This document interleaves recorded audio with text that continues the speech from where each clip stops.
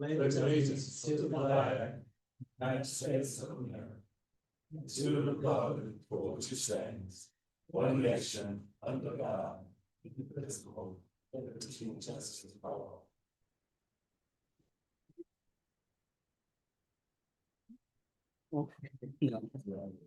Madam Clerk, would you call the roll, please? Ms. Davis. Here. Mr. St. Columbia. Present. Dr. Miller. Yes, ma'am. Mr. Messina. Present. Mr. Etherly. Here. Ms. Miller. Here. 6 present. We have a quorum established. Ladies and gentlemen, this is our regular meeting, 1st of September, September 2nd, 2025. You have your agenda packets in front of you that were also emailed out to you this weekend. The first item on the agenda is the approval of the minutes. If you would, please take a look at those, and when you're ready, we'll entertain a motion to adopt. This covers several meetings, so if you want to do them individually, that's fine. If you want to do them as a whole, that's fine.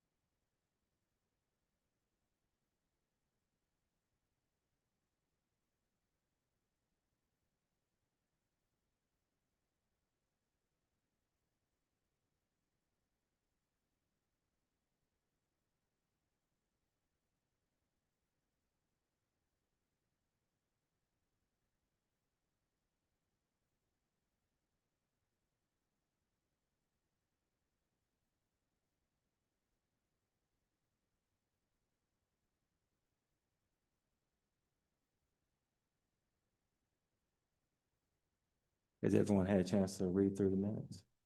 I'm sorry, I couldn't. I was just asking, had everyone had a chance to read through the minutes?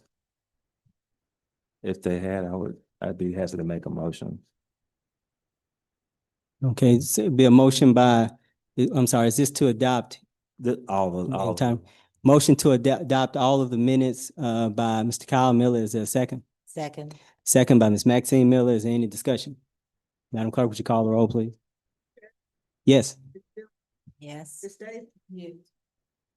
Dr. Miller. Yes, ma'am. Mr. Messina. Yes. Mr. St. Columbia. Same, I haven't had a chance to read them all, so. Okay, it's 5 yes, 1 abstention. Okay, motion passes. I'm going to skip to the new business. We have some guests here this evening.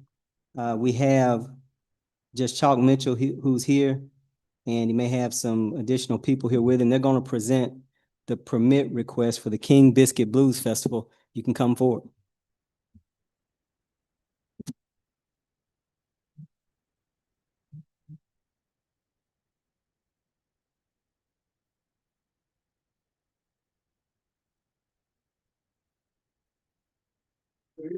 Good evening. Good evening.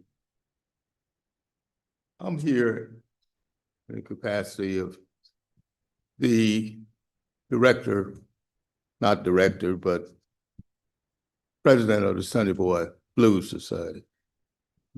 We've been putting on this festival in downtown Helena. This will, except for the 2 years with COVID. This is year 38. This year, we have struggled, but we see the light. We've done some things in terms of trying to reorganize and try to get more local community involved. For those that have been to the Biscuit before or travel internationally, they know that Helena is known worldwide for its blues and especially the biscuit, the King Biscuit. We had this year, I'll let Patrick talk a little bit about it. We have a tremendous impact on the Delta with this festival. We have visitors from all over Europe, Japan, Australia. This is an international thing. And the people love coming to Helena. But like most Delta towns, we're struggling. I'd like for us to look better, but time will tell. We have an opportunity to keep something alive in Helena. That's a positive thing.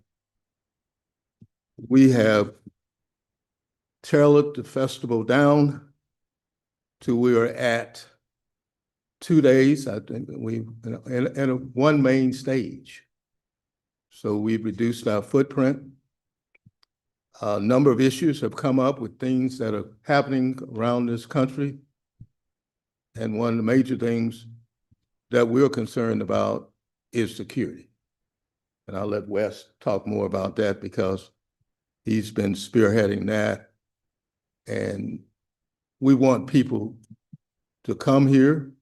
We want them to feel it's safe. But our neighbor over in Clarksdale, they're more excited about the biscuit than we are because although they're in the Delta, somehow they have more hotels, more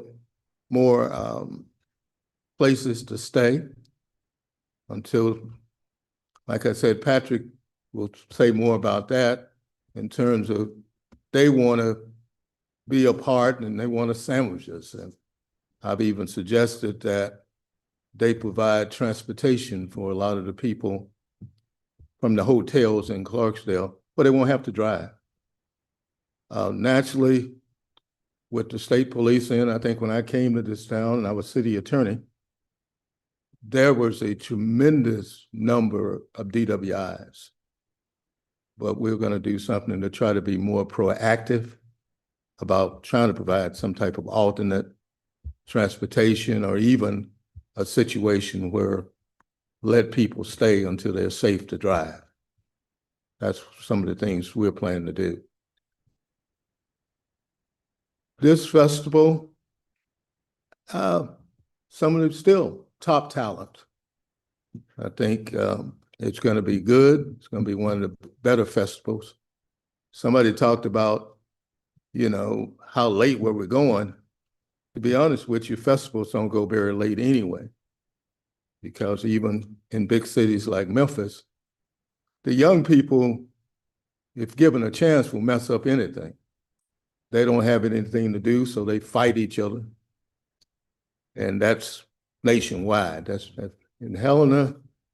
In the past, we really haven't had an incident at the festival. Major problem we have is people that want to drive, but according to the state police, they shouldn't be driving. And I think people need to be safe. We don't want them to go out and injure somebody or injure themselves because they had such a great time at the biscuit.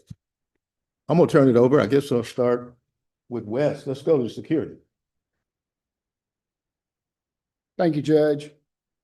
Thank y'all for listening to us and being our host tonight. It's a pleasure to be here.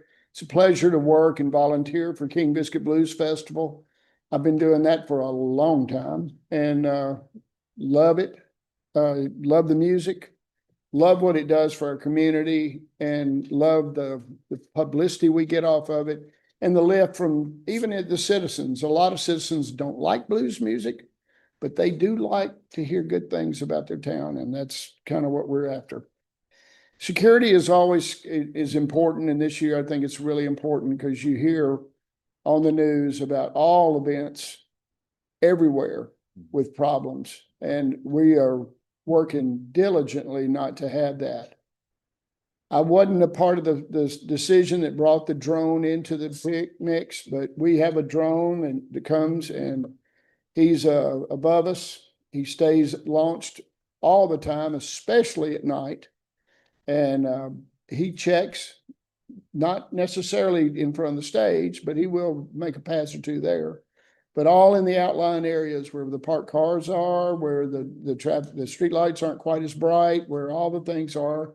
He's got night vision in his drone, and if he sees a group of people congregating, he gets on the radio and says, we've got congregation, and pinpoints the location, and then somebody goes and checks out what's going on there so that we don't have a cell that makes a plan and it executes it close to there. And last year, he was able to break up. We had no issue last year. I mean, zero. But and we think that's pretty much because of the drone. We've already had a meeting with the sheriff here. We've had a meeting with the city police. We don't ask the city police to come on to the impact area that we're actually in, because we've got private security for that. And if we have a problem, we'll get the city police to come in and deal with the arrest and all of the stuff that has to happen. Luckily, that won't happen. But we have our footprint has private security. The outline area is city police. The even more outline area is the Phillips County Sheriff's Office. And then this year, just as an abundance of caution, we're going to invite the state police to come in and look. Now, I'm no security expert, but I've got a really good friend. His name is Andrew Miles. Andrew was a captain in the North Little Rock Police Department, and he did security for several main events in Little Rock. He's dealt with 100,000 people at a time, and he's going to look at our plan, make sure that we're doing everything right. He's consulting with us, and he's given us the thumbs up or the thumbs down, or that's weak, this is strong. But we're committed to a large portion of our budget's going to security, and we're committed to having a safe and fun festival. And that's basically where we're, and the hours, like the judge was saying, we used to go to 11, we're going to 10. And if we can make it to 9:30, we'll stop at 9:30. And that's kind of the artist to get to do that, but we're on it. Patrick? Yeah. Well, we're excited about this year. And well, before I start, let me just say thank you guys all for the prayers and for thinking of me and all that. I could really feel that. So thank you guys for all checking in on me. But when concerning the Blues Fest, we almost didn't have it. And then I was approached by Colleen from Clarksdale, and then several other people from Clarksdale who said, no, y'all can't not have a festival because we're both in it. I mean, we get tourism from it. You guys get tourism from it. And it's kind of a win-win. So we'll help you put on the festival. We'll help do what we need to make sure this happens. So the good thing about almost reaching rock bottom in a way on some of this is that it's going to form another partnership, that we've never had with Clarksdale. We've talked about it, but we never really put anything together. It's going to expand not only in the Blues Fest, but tourism in general. We're going to work together and put out signage together and just bring more people to the Delta, not just to Clarksdale, not just to Helena-West Helena, but we're going to work together as a team. So that's going to be great coming up. Something else we're also doing with the Blues Festival is we've lowered ticket prices quite a bit because there's been this kind of disconnect. We have people from all over the world, but we don't have our backyard. We don't have our residents. We don't have that. So we've dropped ticket prices quite a bit to try to include the whole city. That's who we're glad to have the people from out of town. Yeah, but we really want people from here to enjoy it as well. So what you guys have in front of you is kind of almost probably the standard permit that we've done. And we may have scaled it down some, but we tried to check all the boxes there. So if there's any questions, anybody got any questions or anything on it?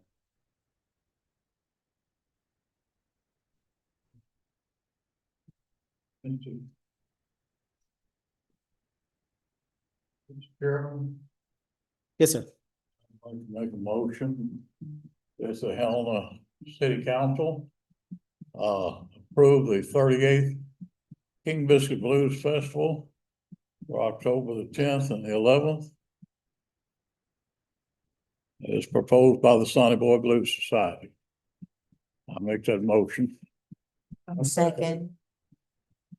And so there's a motion by St. Columbia to approve the 38th Annual King Biscuit Blues Festival event permit. And there's a second from whom? I heard more than from Mr. Messina. Is there any discussion? Madam Clerk, would you call the roll, please? State, Mr. St. Columbia. Yeah. Dr. Miller, Yes. Mr. Messina, Yes. Mr. Etherly. Yes. Ms. Miller, Yes. 6 yes. Your event permit is approved, and that is October 10th through 11th for all those who are listening. We encourage everyone to come out and support. Thank you guys so much. Thank you. We hope to see you there. Yes, sir. It's gonna be a good time. Yes, sir. Right. Thank you. Thank you. Okay. But before I move on the agenda, I please forgive me. I meant to do this, and Mr. Robinson reminded me. At this time, since our last meeting, we lost our sanitation director, Mr. Roosevelt Collins. And so I want to ask everyone to send their thoughts and prayers out to the family of Mr. Collins. His arrangements or his homegoing service is going to be this weekend, but I don't have the time and date. I'm sorry, the time and location. Maybe somebody who likes me out there texted to me while we're sitting here, although I don't have many friends since I've been in this chair. When we get it, I'll pass it on to the public. But please certainly keep Mr. Collins and his family in your thoughts and prayers. Thank you. Under old business, the first item on the agenda is the proposal for the county to take over the police dispatch.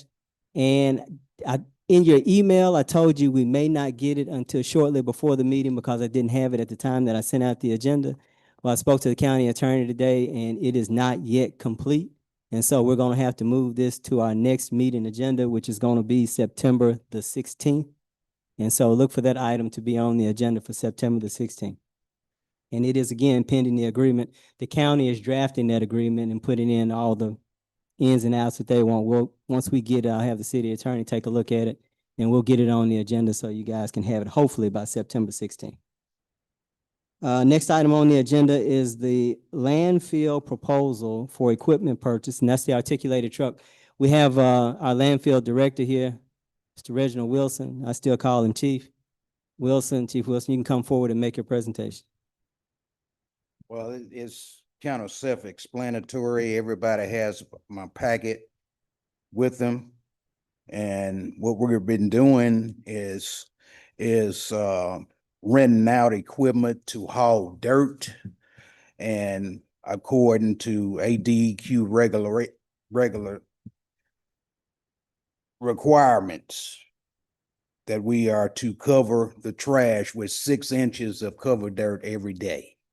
So you've seen, I'm not going to say the amount of money that we spend leasing this out. And I have checked with several truck agencies on this articulating truck.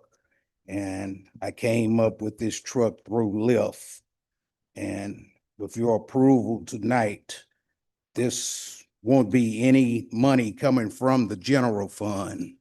The landfill will be paying totally for this truck. Yes, sir. You've paid, I noticed here Yes, in sir. your proposal, Yes, sir. $247,500 in the last 15 months. That was. Or during that that was 15-month period. That was in 23. Yeah, Yes, 23 and 24. Yes, sir.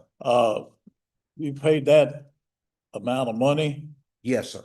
on rental On rental. for one truck? Yes, sir. Huh. We- What is this monthly note gonna cost you? On this truck that I am trying to get, the monthly note is, I think it's like $6,700. And you can see on that note, yeah, the monthly note will be $6,787.82. So you're gonna be paying $6,700 Yes, sir. a month for the note for this one truck. Yes, sir. And how long will it take to pay it out? I think that's over 78 months, How many months? 78 And you're gonna take that out of your income from the from the land. landfill? Yes, sir. So that won't affect any General funds. any money from the city No, sir. general fund? No, sir. Okay, 100% total coming from the Yes, sir. landfill. Yes, sir. Mr. Wilson, who's gonna be operating? One of the operators down at the landfill. Okay, Yes, sir. okay, who is that? Either Bruce Simpson, I may even operate it myself. That's fine. Are they gonna be trained on it? Yes, sir. Okay. Yes, sir. Okay. Yes, sir.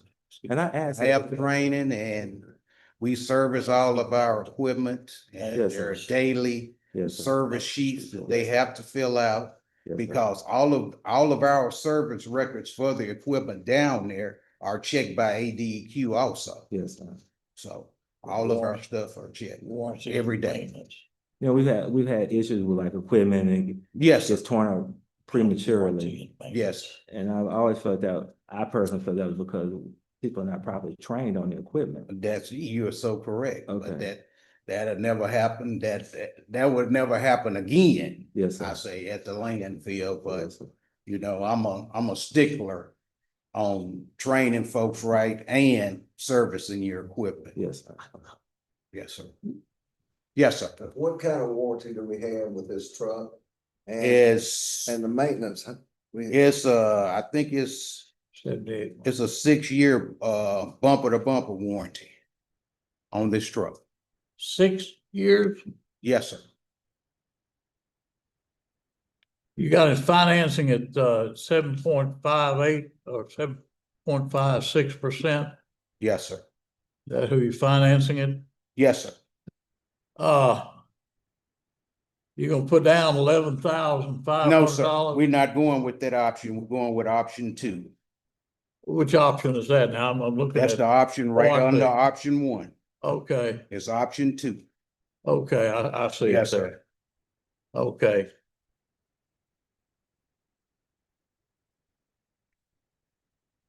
Mr. Wills, Yes. can you get updated financing information? I don't, unless, if I'm correct, and city attorney can let me know if I'm correct or not, but I don't think we can finance it for 7, 8 months. I think it has to be, can't be no more than 5 at the most, 60 months. Okay. So we may need some updated Okay. information. You But mean that's a state law? yeah. On that? Yes. Yes. I was, okay.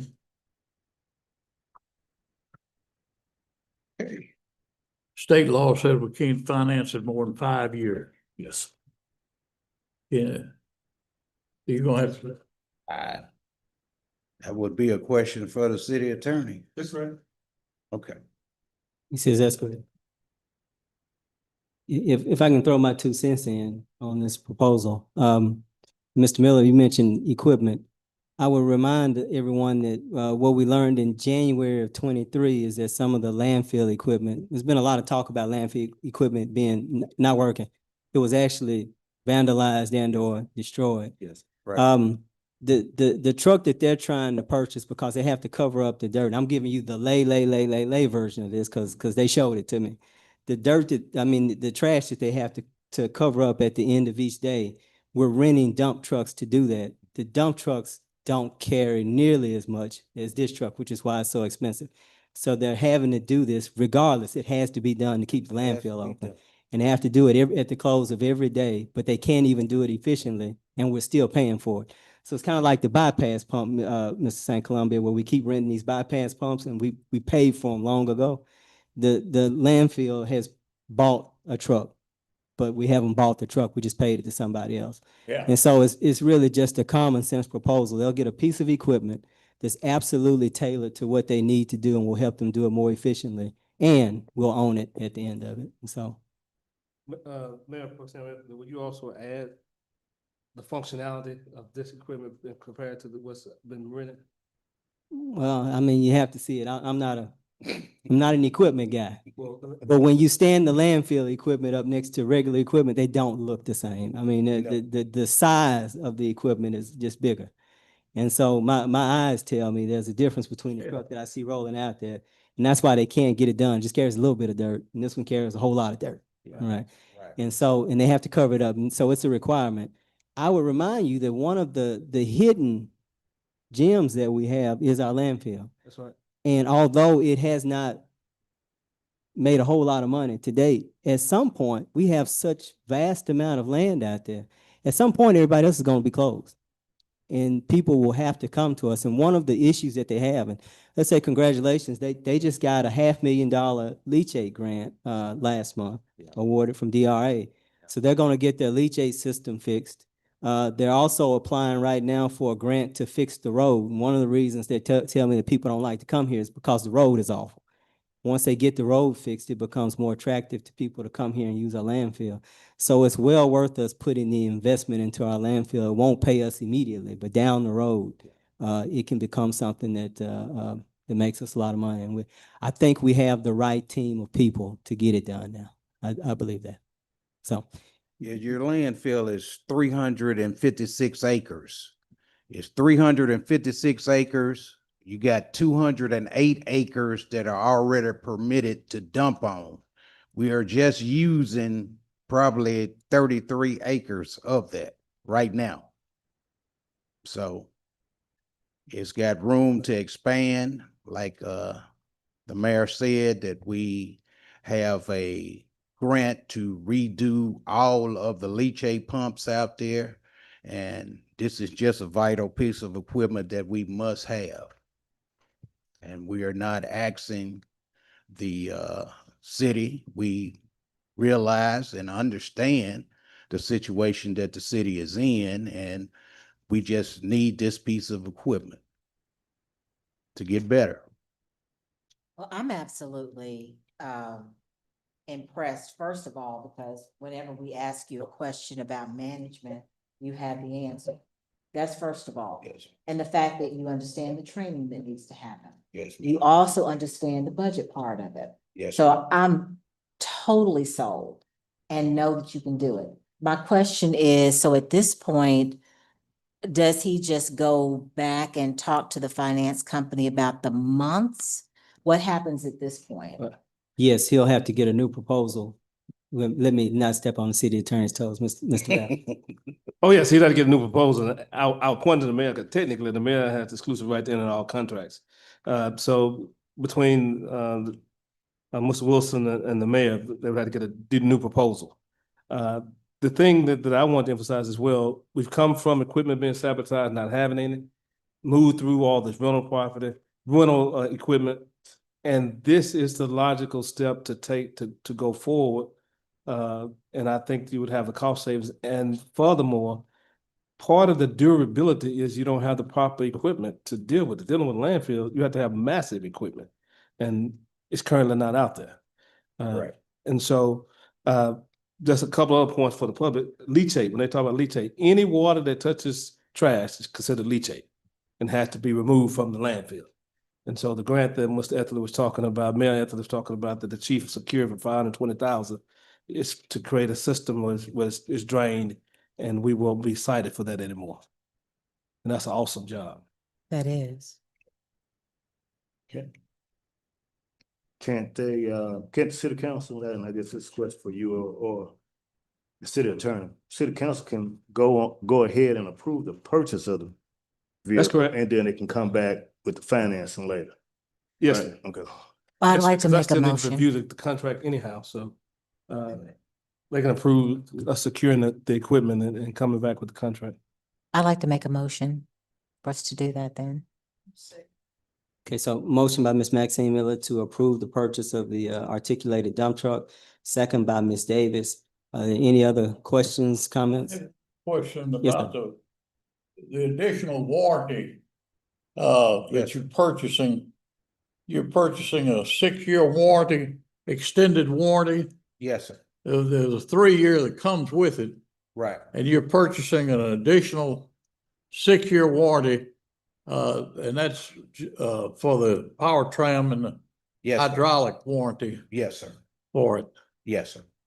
Because I know you mentioned earlier, warranty bumper to bumper, Yes, sir. like a car. Well, it's the engine and the hydraulics. That's all that's on the truck, the engine and the hydraulics.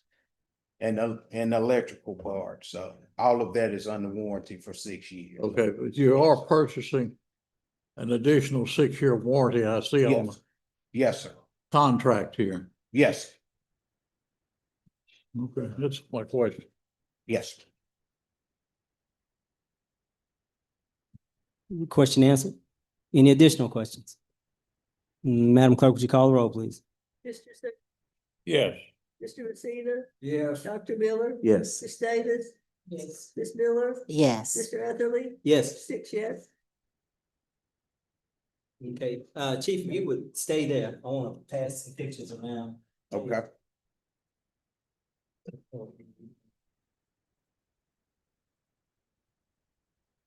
What I'm handing to you now are pictures that have been taken out at the landfill by Chief Wilson. And what you're gonna see in these pictures, I have more. I'm just trying to make it kind of simple. What you have are pieces of equipment that are no longer operational, and you can see grass growing up around them. And I just made the suggestion, I asked the question, is any of this stuff fixable? We had one compactor that's been fixed multiple times, but they can't keep it running. We have a brand new compactor. I won't say brand new. We have a new compactor out at the landfill. And so they have these other pieces of equipment that have been out of use, and they've had people express interest in purchasing them. So I said, well, why don't we just bid it all out? And they believe they can get a pretty nice sum of return on this. And so what I'm going to ask the council to do is approve them bidding out the equipment, and let's sell it and get what we can get for it. And on the backside of that, this is not in front of you yet. I want to tell you what my mindset is at this point. Some of this can be used to go towards the note, but they also need a truck at the landfill. Right now, they're Pickup truck? a pickup truck. Right now, they're using their personal vehicles at the truck, and I went out there and I'm telling you, I got a pickup truck. I would never drive it through the landfill, ever. I went in I was in court, and I left court and went out to the landfill, and by the time I left, I had to go home and completely change. I was covered in dirt. And so what I'm saying is they need a truck, and they don't need to use their personal equipment because it's too taxing. I mean, it's an awful place to use your personal equipment. So after we get this equipment sold, I'm going to ask you to at least purchase one truck for use at the landfill. And so, but the item on the agenda for now is for you to approve, if you so choose, them bidding out the equipment for sale. And if that's agreeable, do you have any questions? It makes sense. Yeah, it does. Then is there a motion to approve bids going out on this equipment? Motion by Ms. Davis to approve landfill bidding out this equipment. Is there a second? Second. Second by Ms. Maxine Miller. Is there any discussion? Madam Clerk, would you call the roll? What's the motion? To approve the bids going out. Bid listing the equipment and taking bids for sale. Yes. Oh, yes, ma'am. Mr. Messina, Yes. Mr. Etherly, Yes. Ms. Miller, Yes. 6 yes. Motion passes. And I think that's all we have for the landfill. Thank you. Thank you very much. Thank you. Thank you. Oh,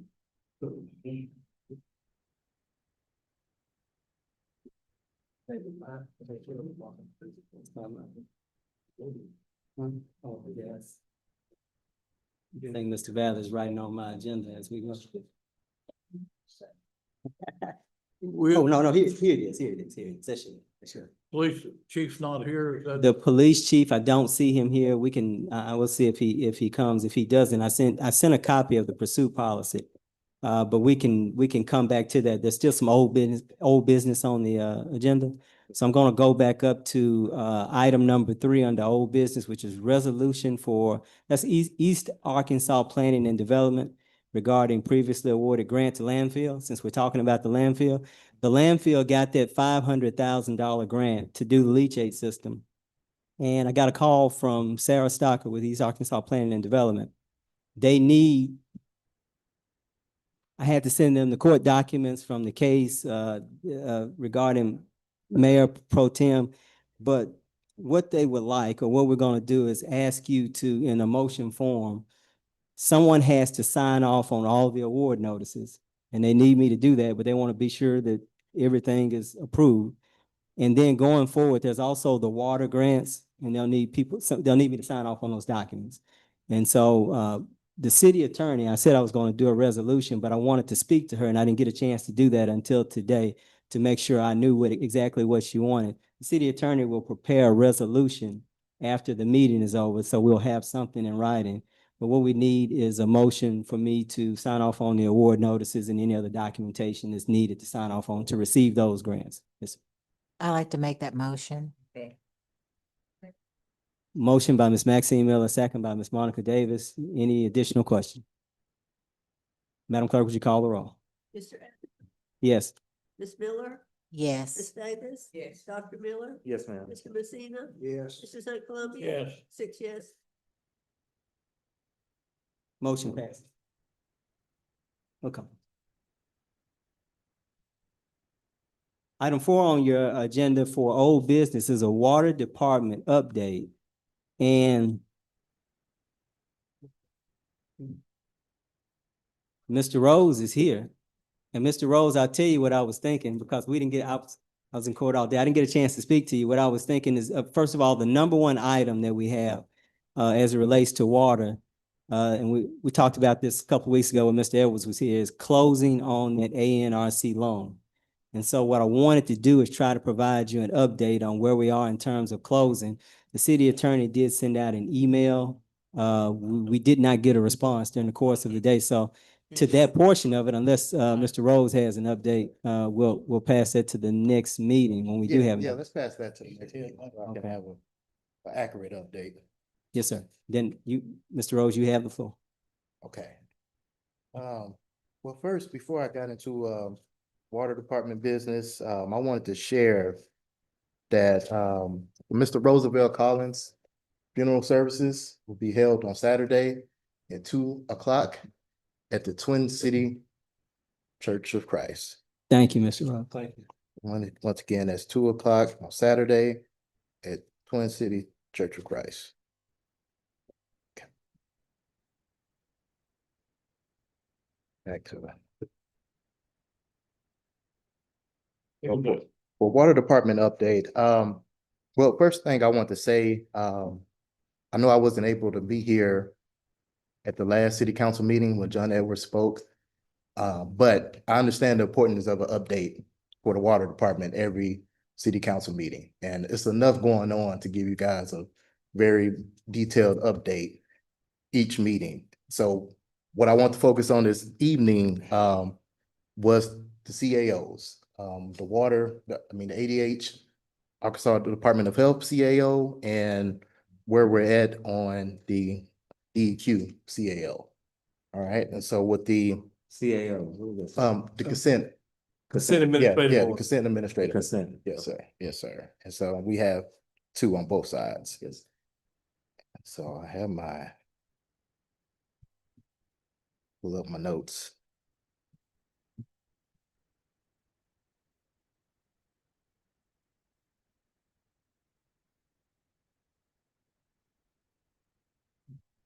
Okay, so I want this to start with the Health Department CAO, which is on our water side. We're in pretty good standings from what I'm understanding in my feedback from the health department that I've had directly. And Mr. Ken is here as well. But just to speak on the updates, our quarterly report that they've been asking for has been submitted, and feedback has been pretty good on that. And so I'll be preparing another quarterly report pretty much within the month or so. That's going to kind of pretty much cover the same things. Not too much has changed within the last couple of months, but we got that done. So in terms of just them knowing what's happening with the system, where we're at on licensing, what is going on operational, they have an understanding of what we're doing there. Okay, so that was one of the big acts that we needed to fulfill on the CAO that wasn't complete, but it is now. And for the second part, I don't know, Ms. Ken, do you want to share what the basically kind of the update on your side of it with the long range plan?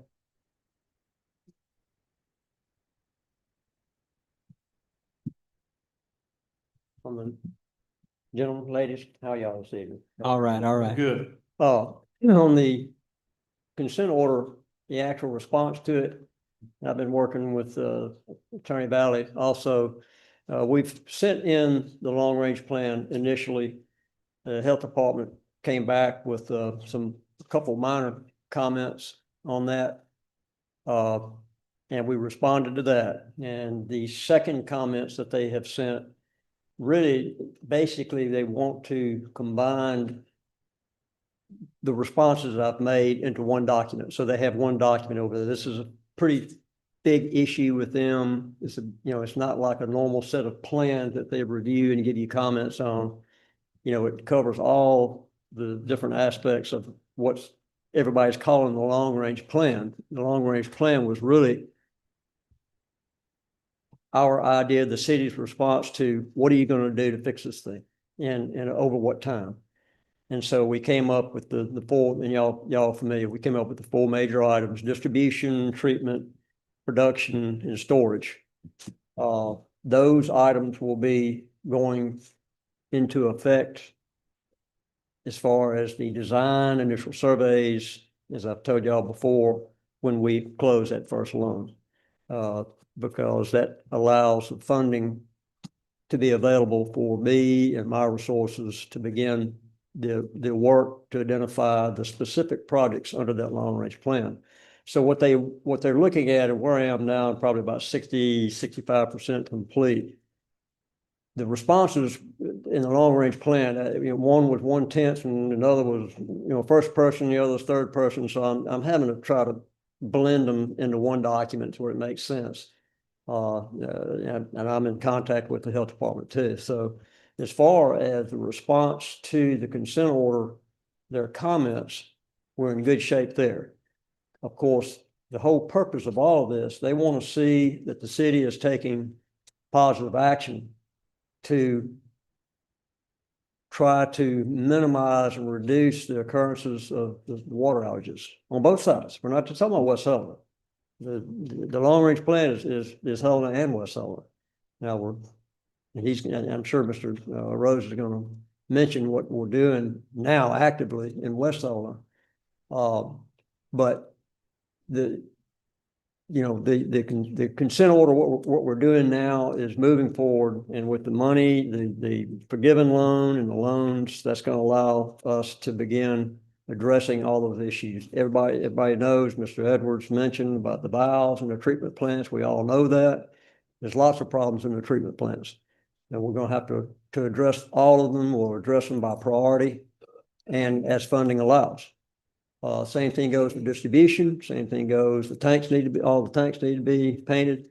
I've been here 24 years now. And I don't remember any tank being painted with the exception of what I did with Ken Pertese on the West Helena tanks.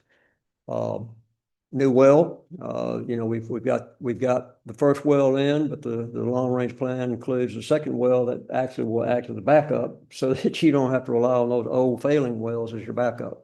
So that in general is what is being done, and will be done on a more accelerated basis once, I guess, things stabilize here and ANRC and the attorneys are able to close that first loan.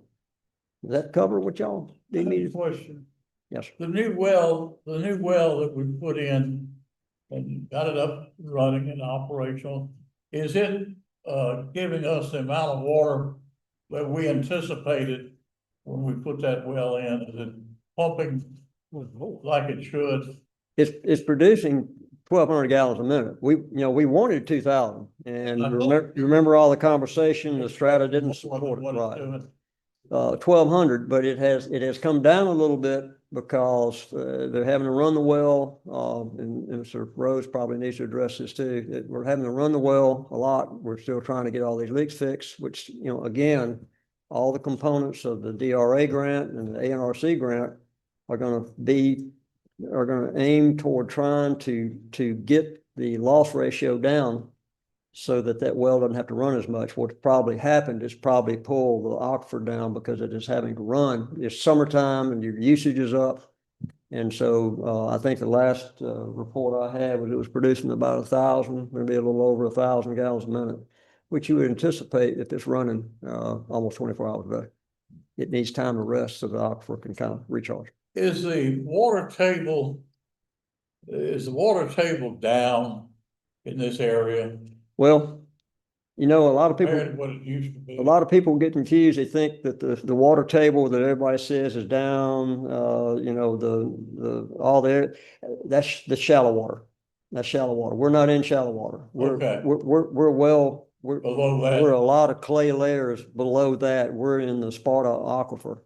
Now, the Sparta has, you know, now I'm not a expert on the Sparta aquifer, but it has come down some. And one of the things that's been a big issue for about the last 25 or 30 years was as the shallow water began being depleted because of the massive rice farming operation in Arkansas.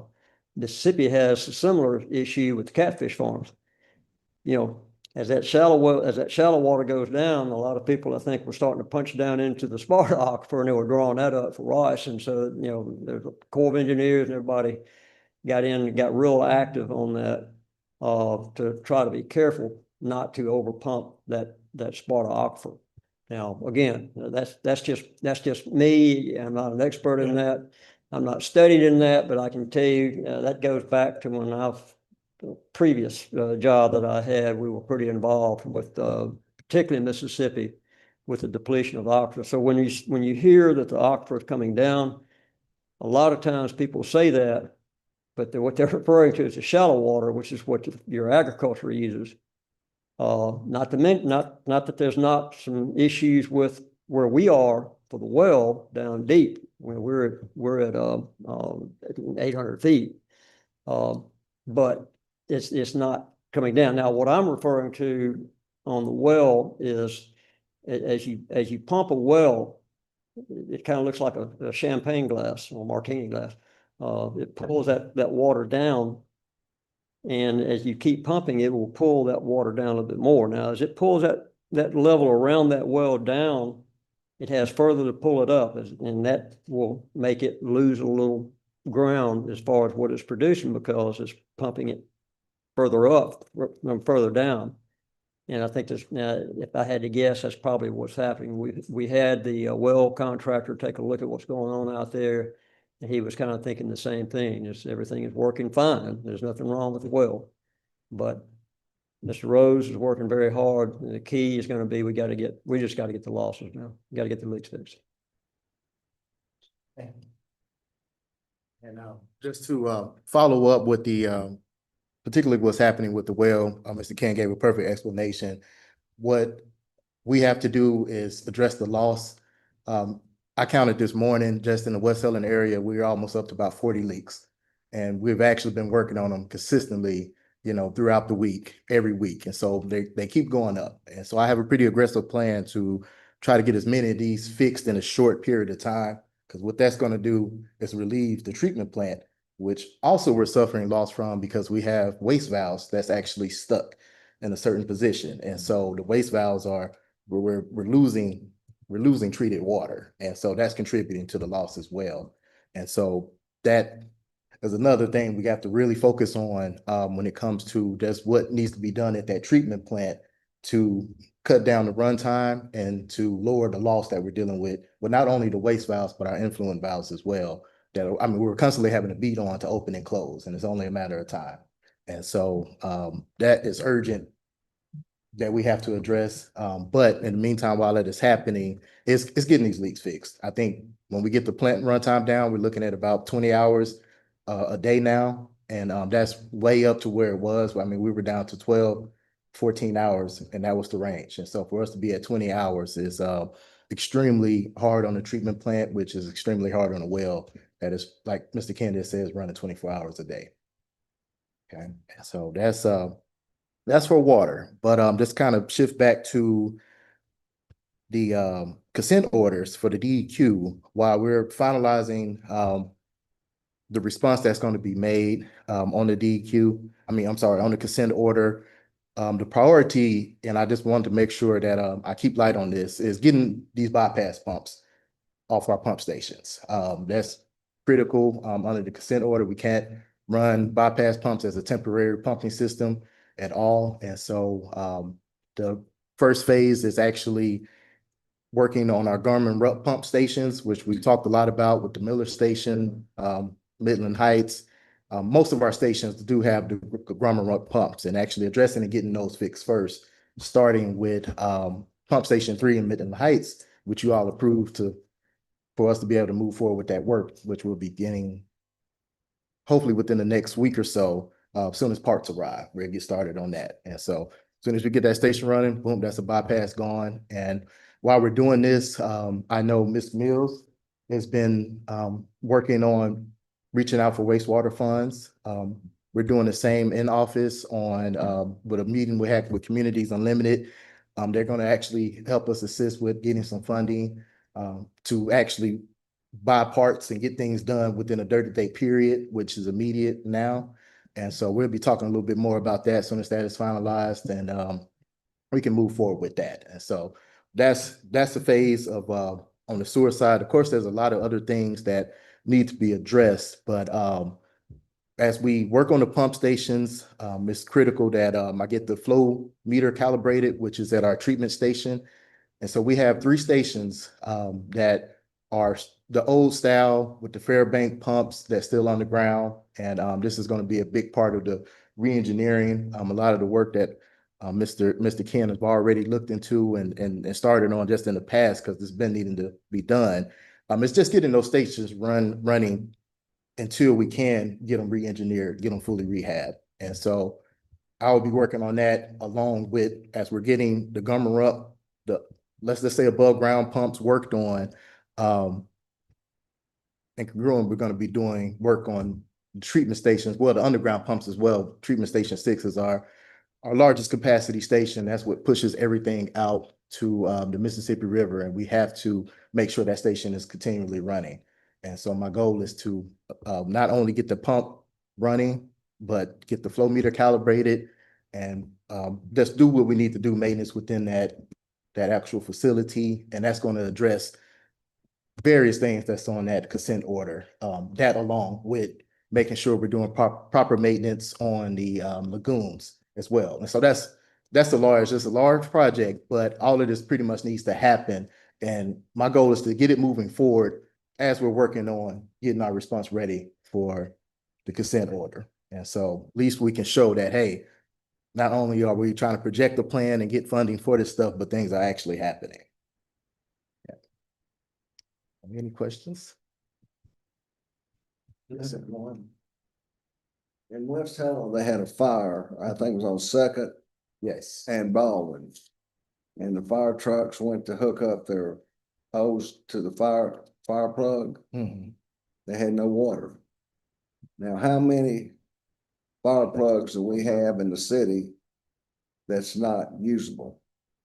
Well, actually, I've got an update on that today from the fire chief, because they've been helping me check the fire hydrants to see which ones are not operational and which ones are basically not working. And it's if we provided a list of 15, it's probably a little bit more because there's a couple of fire hydrants on the same, intersection, the same street that's unoperational. And so I say about 20 fire hydrants out of the system that needs full repair.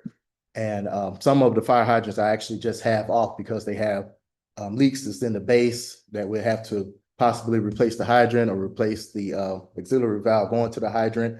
And so there are, some that are off that doesn't need full repair, but there are some that definitely needs full repair. And with that is basically I want to propose a plan on getting some help to come in to repair these fire hydrants. And one thing I was mentioning to the fire chief is with yes, we have some fire hydrants that's not working, but it's some low pressure issues as well. And so with West Helena particularly, while we're at a lower raw water flow rate, while the plant is running the way it's running, and the leaks that we have, soon as hooked to a fire plug, that's going to affect the pressure right away. Yes, we're maintaining a full tank, and most of the system is pressurized the way it needs to be. But as soon as you're pulling that much flow per second, that's going to drop the the pressure that's in the system. And so that's why it's critical for us to get these leaks fixed, because that's only going to help out and then ultimately address the waste valves that's at the plant that's actually, in a stuck position, kind of half open and half closed, which that's where we don't want it to be. What do you think by the end of November, you can give us, the city, an update on a number of fire plugs that are operational? Yeah, for sure. I will really say that can happen before November. Like I said, I want to make sure I'm addressing something. I'm updating you all on something with every meeting. If I had an opportunity to do so. And so that will definitely be a part of it, just giving you all a full update on all of the fire hydrants. And actually I can provide a map of just something that can be shared in a packet of, what fire hydrants we don't have working, what fire hydrants are working. And so you can just kind of see visually where we have to get work done. That'll be fine. How do you keep track of like all of the leaks that need to be fixed? Like, is there? Well, we y'all have register, y'all have a yeah, we have a work order system. Okay, good. And basically the work order system, I mean, it has its flaws, but the goal is to make sure that long as field staff and the office is communicating, we're covering everything that's happening, because a lot of things come to the field staff faster than to the office. And so we're just trying to get work done, and we're not necessarily getting the work orders made. But ultimately, we just backtrack and make sure whatever we're getting fixed, there is a work order on it. So it is, actually logged into a system. Do you still maintain a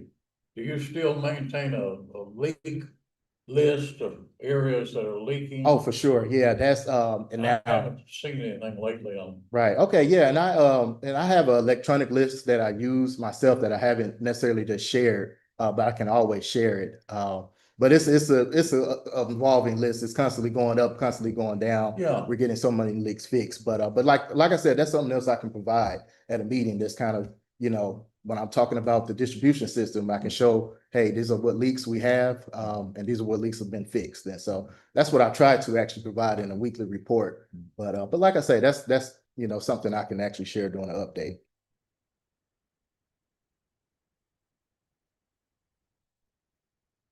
Any more questions? Okay, I wanted to share, this is something that is happening right now with a few utility bills that I'm hearing about are coming with very high usage, I mean, irregular usage. And so I just want folks to know, do not be alarmed. Just contact me, contact the office, just let us know, and we're gonna look into what's happening. And possibly, I don't want to get ahead of myself, but I'm noticing that it could just be meter readings incorrectly, which is causing the usage to double, to be high. And so just don't panic. Let us know and we'll address it and get it worked out. Okay. Okay. And you all have a good evening. Oh, yes, ma'am. John Ever spoke of the written report that was due monthly, You said the written. the quarterly report. Yeah, the quarterly report. I spoke on that. That is definitely what I was mentioning about the water consent order. Is that quarterly report is submitted. I can also share that because I just got it off, but I can share it with the mayor and the council so you can see that report. And we'll have to do the same for the DEQ consent order as well. But we need to get that ball rolling, just on making sure we get a response ready. And then pretty much everything I just spoke on tonight on the wastewater side will be in that quarterly report. So that can be shared as well. Okay. Is that the same report that needs to be signed and dated? No. Okay, yeah. It Okay. is. Okay. I just want to make sure it's taken care of. Okay, that's for sure. All right, any other questions? No other questions? Thank you, Mr. Rose. If your ears caught that, we have problems from production to distribution. And the thing that's going to save us is the closing on that loan, and that's why we're trying to sprint towards that event. That's where all our help is gonna come from. And I want y'all to know that on your agenda, you have water update and you have finance update. Those are gonna be regular items on the agendas from here on in the foreseeable future. We'll have either, if Mr. Rose is available, we'll have him to come. If he's not, perhaps if we need the engineer here, we'll have him to come, or if it's just me, we'll try to give you some form of update. Because there's a lot going on in water right now. Not just water and wastewater. Yeah. So we'll try to have something for you each meeting. But it will appear, even if turns out we don't have anything, it will appear on each agenda. One last tidbit on water. When we built the last well, we exhausted all of our reserves. And so, one of my plans is to start trying to replenish those reserves. And so this month, we're gonna start going about the business of trying to replenish those reserves. And so, I don't know to what level at this point, but we are able to start replenishing those reserves, and we're gonna start trying to do that on a regular basis. So that we have, try to rebuild them. It's gonna take a long time to get them completely restored, but we will start that process this month. Any questions? Next item on the agenda is finance update. Mr. St. Columbia had requested an updated list of the debt that the city has. Ms. Rams is still working on that list, so it's not yet prepared. But just as soon as we get it, we'll share it with you and all of the council and let you know kind of where we are in terms of what our debt consists of at this point. I don't know what's going to be on that list at this point. Ms. Ramsey, a couple of weeks ago, told me on the way out on Friday, I'm about to load you up with emails. And she does that on the weekend, and I just get a list of bills and items. And so I don't know what the totals are at this point, but she's going to work on that list and get it compiled. I will tell you that if you go back to your February list, there are a couple of things that we've been able to make payment on. We got current with APRS. We had big truck rental, I think showed $133,000. If I'm not mistaken, that's down to $13,000.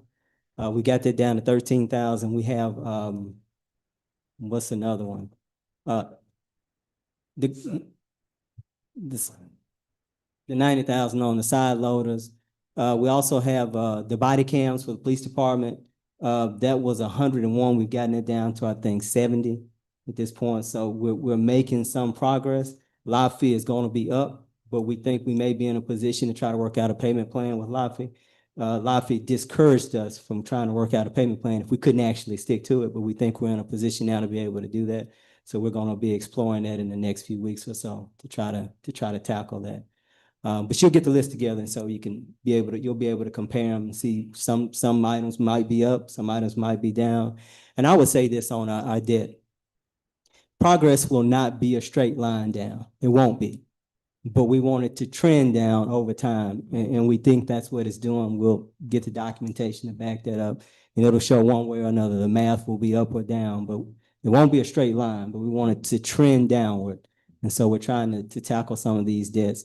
There's one that's on your old list that the city attorney is going to look at and may not end up being a debt. I don't want to call them out. It may not be a debt at all at the end of this, but it's fairly large. So a lot of things going on with the debt, but finance update will be on the agendas going forward for each and every meeting so that we can talk about these things. Are there any questions on finance? Next item on the agenda, I believe the chief is here, Chief Sanders. The police department pursuit policy is in your packet. And Chief, would you come forward and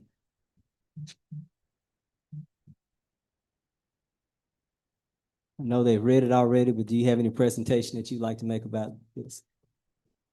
I don't really have a presentation. I emailed it to y'all maybe a month ago, but this just plays into my vision. I'm more aggressive.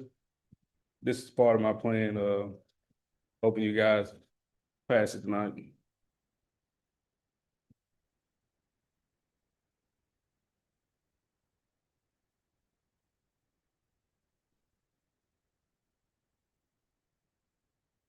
If there's any questions you can ask. I've looked this over a little bit, but I'm just curious and for the public, because I don't know if everybody has seen it. So give us a little bit of your vision and why you felt this was necessary to look into.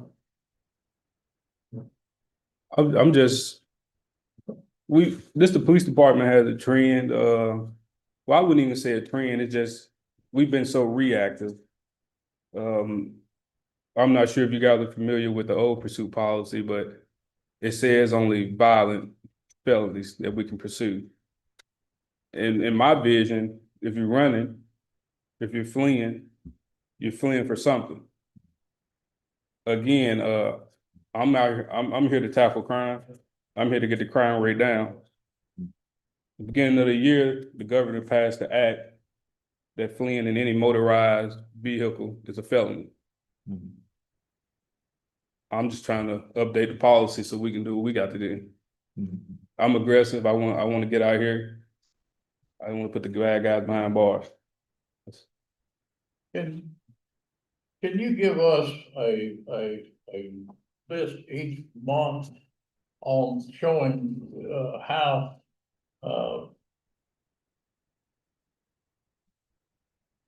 if we're going up or down in robberies and traffic stops, you know, the activities of the police department? Give Yes. us a monthly breakdown as to break-ins, you know, if it's up or down, and gang-related incidents and things of that nature. Yes, I can condense a report for you. You know, it doesn't have to be elaborate, but showing some numbers to see how the trend is going. I don't have the exact numbers in front of me, but I can give you a few of them because I pay attention to them weekly. Since June 6th, when I took office, there has been over 450 traffic stops. From January 1 to June 6, it might have been 100. So we're making more contacts in the community. I checked Monday. I worked a little bit yesterday. We were, I believe it was 14%. The crime rate was down 14% from this time last year. So I compared from the time from last year, and that's how I usually do it. But I can definitely condense a report every month for you guys. In my neighborhood, occasionally, like the other morning, I got up early, I could hear gunshots, you know, gunshots, in the city. Sound travels, you know. And we're getting a lot of that. It fluctuates. I'll say it fluctuates. Some weeks are better than others. We encourage the public to call. Sometimes we don't even get the calls.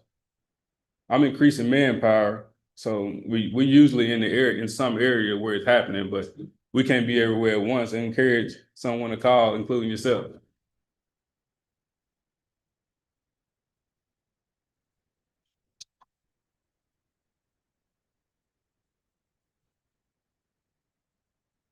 And so all of your officers have read this policy and they are fully aware of their responsibility as it relates to this policy, right? Yes, ma'am. And they've signed off on something saying, I've read it, I understand it. They'll do that once it's passed. I still have them acting under the old pursuit policy.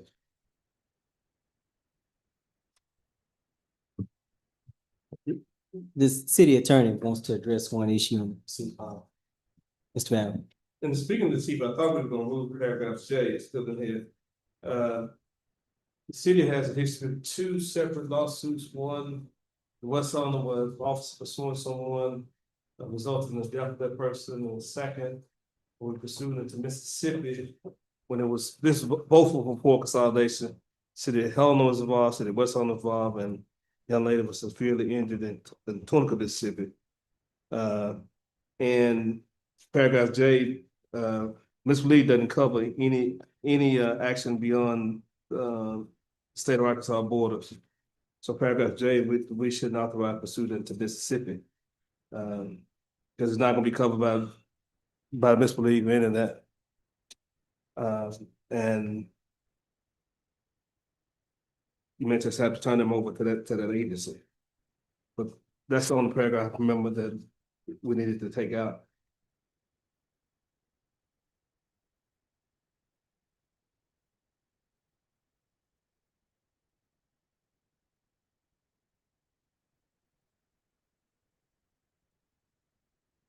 So would that mean that would that mean that, so it means that if they caught that person, pulled them over right there at the bridge, they couldn't arrest them? No. If they're engaged in a high speed pursuit, what they should do is contact another agencies to assist in it. Yeah. One of the issues, let me be clear. There are two things to be concerned about. One is the type of incident it is. Okay. Because a lot of times what happens is people get upset and you don't know anything other than that they're driving fast. Mhm. An officer gets behind them and they keep going. Be specific, we had an officer, Mary Lustner. She did a high-speed chase, she turned around at what used to be KCLT. She turned around and came up and she struck someone right where the Boys and Girls Club is, and they were killed. We had another that was a high-speed chase for somebody that was a non-violent, non-felony offense.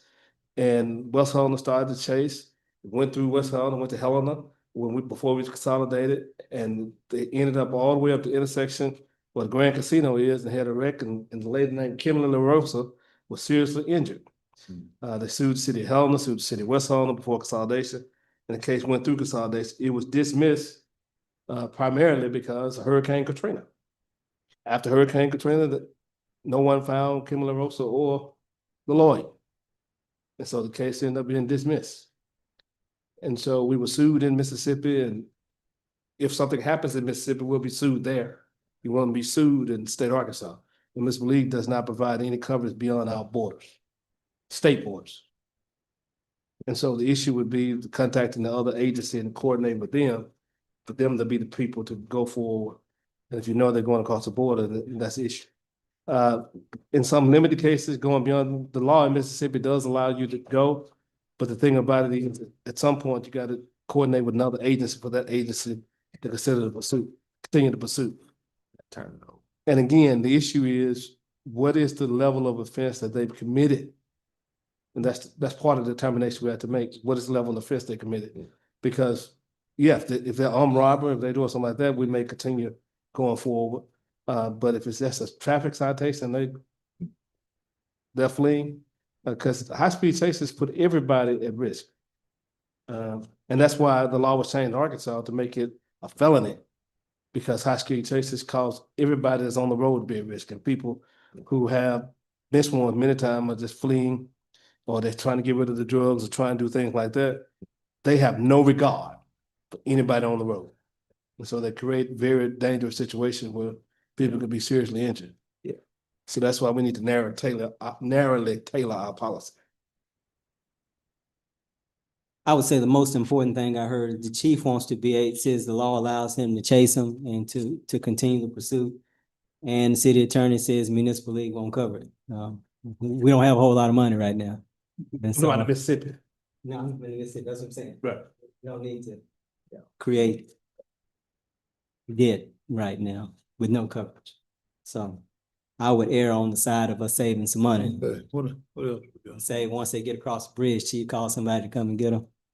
But that's only paragraph J. That's So we could adopt everything else except yes. okay. Except Jay. Well, I'd like to make a motion that we adopt everything except for paragraph J. Can I say something for y'all adopt? Yes. Can we do maybe something like the violent felonies we keep pursuing? I mean, some people just deserve, I don't say deserve, but they earn the right to go to jail. I say, again, in my beginning, when I took office, my approach is aggressive. I understand the financial state that we're in, but it's not in my vision just to let everybody go. I understand what you all are saying. Hold on. You're not letting them go. Hold on. A motion was made to adopt with everything except J. Is there a second? Okay, so motion fails. I'm sorry, continue. You're not letting them go. You're still coordinating with the other agents. They become the primary person doing the pursuit. One of the issues that you still would have, now with the violent offense, you may have discretion on that. If it's a murder, you're pursuing them. That's what I'm asking, on the violent felony. Yeah, but currently the way it's written,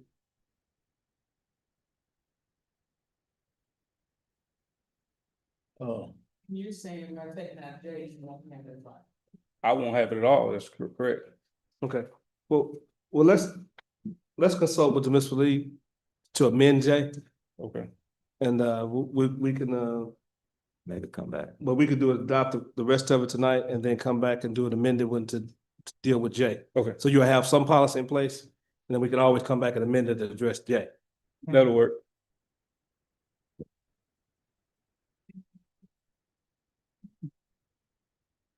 Oh, well, I'd like to go ahead and make a motion that we adopt the new pursuant policy in all of the areas except for paragraph J. Okay, motion by Ms. Miller to adopt the pursuit policy excluding paragraph J. Is there a second? I said, Is this what you're proposing here? Yes, that's what we've been Yes, reading that's the from. pursuit policy. There's a second by Ms. Davis. Any discussion? And that is the pursuit policy that you have in your hand. Any Now, additional discussion? now the motion doesn't quite say that, so, but it's understood that y'all are gonna check on Jay and see. Right, the motion just says that we adopted with exception of J, and what I said from a practical standpoint, we would get the necessary language from Mr. League and then bring back an amendment one that addresses J. Yes, sir. That we can amend the policy to add, Can we put that in the motion? that's fine. Can we amend it? Do you Just want the amend it to motion include We'd have that? to- to be amended to include that? Yes, I'd like to amend it to include that We would have J will reviewed by the municipal league and we would get eventually- a language to do an amendment. Okay, So- Ms. Davis, you second the original motion. Do you second that amended motion? Any other discussion? Madam Clerk, would you call the roll, please? Miller, Yes. Billy, Yes. Mr. Messina, Yes. Dr. Miller, Yes. Mr. St. Columbia. Yeah. Ms. Davis. Yeah. 6 years. Guys, let me tell you a story about Chief Sanders. We had the shooting several weeks ago that involved the two people in the minor. And I woke up on Monday morning determined that I was gonna go over there and tell him that he needed to get somebody on the line, like state police or whatever, to come in and assist us. And so I walked in and I walked into his office and he's on the phone with the state police. And so I want you to know that he's really taking charge over and doing some things that are positive. And so he recognized that we needed some additional help and it led him to a suspect. So, Thank you all for supporting my vision. give him his attaboy. Yes, sir.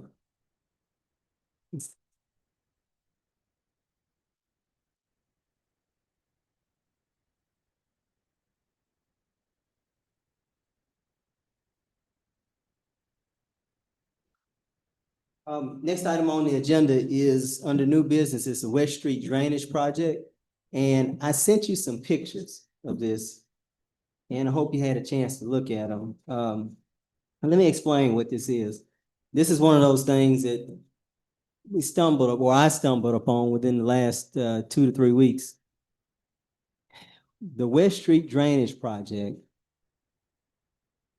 The Meadowbrook Apartments, not housing and apartments, it's a subdivision off of West Street in West Helena. It has 4 streets. It has a north, south, east, 3 streets, north, south, and east Meadowbrook.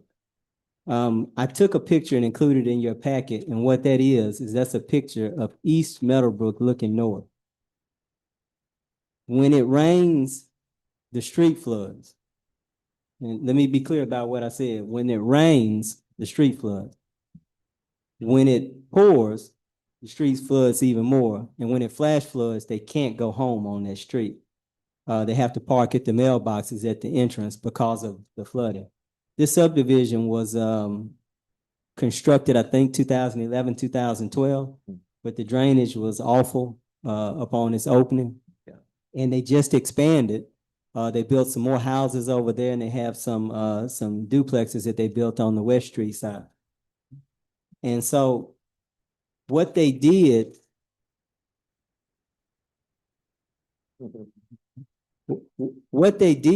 after constructing the new housing was they tried to remedy the flooding for the people who live on the east and north side of Meadowbrook.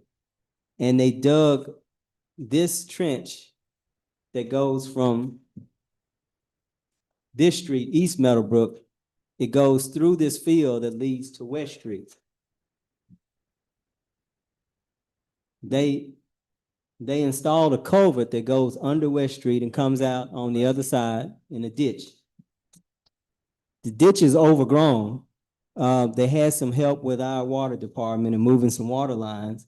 And then they installed another culvert at the intersection of Chicago and West. they had some discussions with the previous administration about the city completing the work on the ditch on the opposite side of West Street. Well, they've done their part, but it won't work if the city doesn't do its part. And so what I'm asking you to do, there's about 400 feet from the culvert on West Street to Chicago Street. And then they say they had an engineer and a contractor who came in and did their work and did the trench. There's 400 feet from the culvert to Chicago Street. And then they say we need to go down 1,000 feet on the other side of Chicago, which would be south on West Street, to make the drainage work right, where the people don't get flooded out and it flows completely out down the ditch in West Street. The ditch is overgrown. And so we're gonna need somebody to dig that ditch and clean out the drainage there so that it works properly. I have an idea of what the cost might be. And so I spoke to Ms. Ramsey about it and asked her if this is something that we would be able to do, not immediately, but within the next 60 days. And she said, yes, we can. But it's above my spending authority and above the bidding requirements. And so what I'm asking you to do is approve bidding out of the project so that we can get someone to dig that ditch out. If we don't, the work that they've done is going to be lost. So. What do we cost, what's the total bottom line? If I tell you, everybody will know what to bid on. Oh, I see. But I'll bring it back before we accept anything. I mean, I'll let you know on the front end what the bids are, say before we accept it. So I'm telling you, I won't commit us to spend any money without you knowing about it. Yeah. But it's Ms. Ramsey said it's within our ability to pay. Well, the public say his spending limit is 5,000, and bidding limit is 7,500. So it's above both of those. Okay.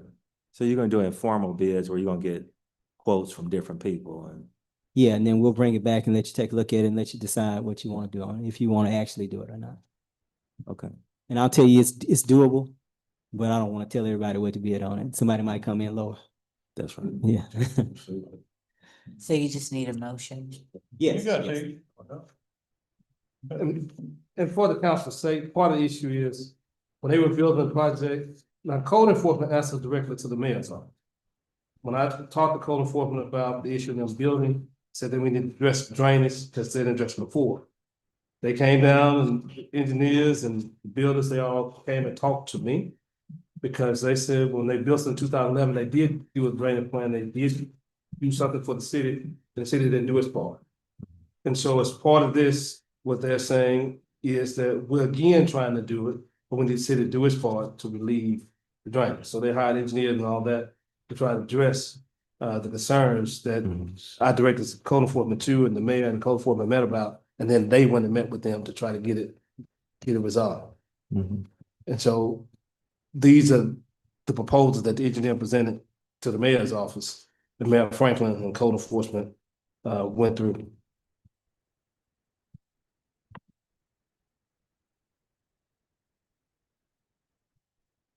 You need a motion? Need a motion. I make that motion. Okay. Motion by Miller to approve bids on the West Street Drainage Project. And was there a second? Second. Second by Ms. Miller. Is there any other discussion? Madam Clerk, would you call the roll? Mr. Messina? Yes. Ms. Davis? Yes. Mr. Etherly? Yes. Ms. Miller? Yes. Mr. St. Columbia? Yes. Dr. Miller? Yes, ma'am. 6 yes. Motion passes. Yeah. That covers the agenda. Our next regular meeting is going to be September the 16th, 2025. And is there anything?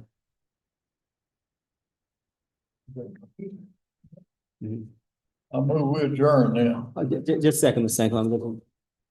So, this Street. What? Mr. Valley is telling me about a special use permit that we need. Is this something? Yes, you had a public hearing at 5:30, Planning Commission did, relating to previously your rezoned property on Sam Street, and you had another petition that was asking for a special use permit to build a center right there across from West Side School. And they did petitions all over the neighborhood basically everybody signed a position except for two people that reside over their property owners. And we had a public hearing was only 4 people attended the public hearing. And Mr. and Mrs. Banks were asking that you approve the special use permit. The quorum court has already approved the special use permit for the building to be located there. You rezoned the building, but then because of the nature of the building, it needs a special use permit approved by the city council. Planning commission approved it. They had a public hearing at 5:30. No one appeared to object, and they're just asking that city council approve the special use permit so they can go forward with trying to build a building. Is there any, I mean, do they need it like right now, or is that something, because I'm not sure I understand exactly. So give me a little bit more information. Okay, Mr. and Ms. Banks, Victor Jordan came, when Victor Jordan came and he talked on behalf of 2 groups. He talked about building a triplex for himself, his business. Yes. They also talked about a food center, I think it is, that's on Sam Street. And first it had to be rezoned, and you all approved the rezone. But then because of the nature of the building, it would also require her to have a special use permit to be there. And so what they were just asking was special use permit. She came back before, she's been going through this for 6 months. She came back before the city council, the planning commission this month. They approved it. Then they had a special hearing again to ratify that they done it. A special they had a meeting here at 5:30. And no one objected to it. And so they would ask the city council, they would simply approve it at this point. Okay, so the planning commission approved it, the, The public hearing, no one objected. okay, and then you said the quorum court approved? No, not Concord. They're just waiting on this body now. It's now before this body. For this body to approve this special use permit. If y'all want to table to the 16th, we'll just tell us table to the 16th, but it's already gone through. She's gone through twice, because first she went through rezoning, then she coming back for a special use permit. That was I move that we, approved the special use permit. Special use permit. And this is gonna be across from West Side?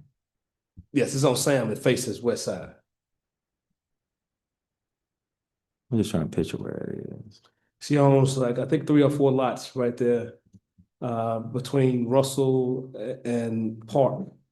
Okay, face the back of the old cafeteria. gotcha, okay. Right. Gotcha. Was that a motion? Yes, she moved. Okay, I'm sorry. Alright. Motion by Ms. Davis to approve the special use permit. Is there a second?